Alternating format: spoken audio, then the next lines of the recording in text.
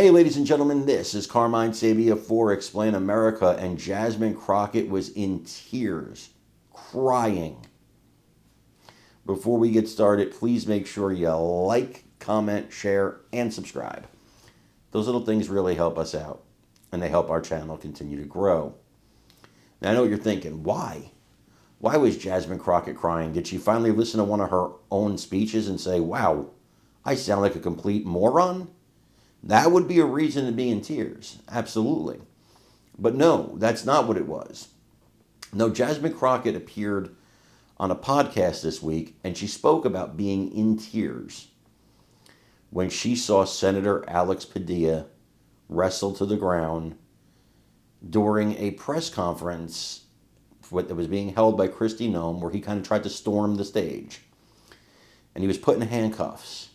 And this brought Jasmine Crockett to tears, she says. I have my doubts because I think Jasmine Crockett knows what I know. Jasmine Crockett knows what you know.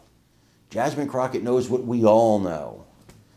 That these arrests and getting arrested by ICE and protesting and getting wrestled to the ground, it's all a publicity stunt for the Democrats.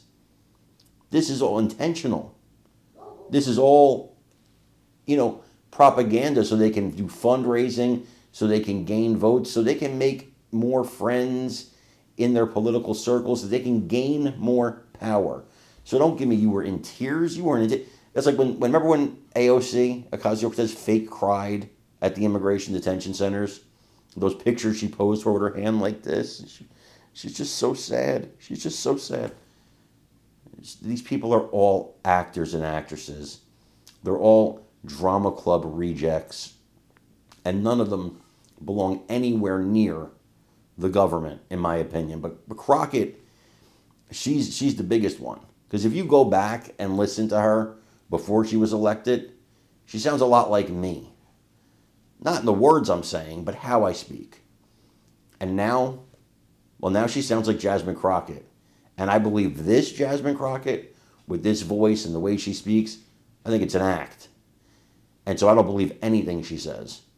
But I want you guys to watch this video and let me know what you think in the comments. I remember walking into another member's office and one of her staffers says, "Did you see what happened to Alex?"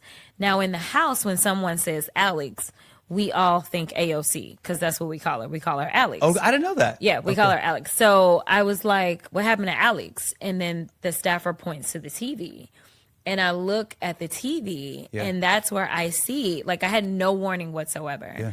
And so I see they're playing a loop of what happened to Senator Padilla.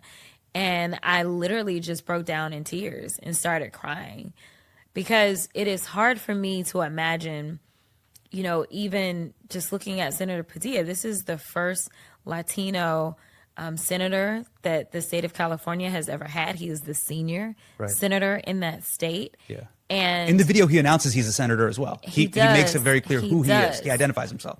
And then there's no respect, not like a modicum of respect for him, nor his position, nor his humanity. Right. Because first of all, I don't think that you need to be a senator to not have ICE take you to the ground because you had the audacity in a democracy where we supposedly respect free speech and freedom of press, even though he wasn't press, but it was a press conference. You would think that you wouldn't do this to anybody, let alone a senator, but it tells you how sinister this administration is.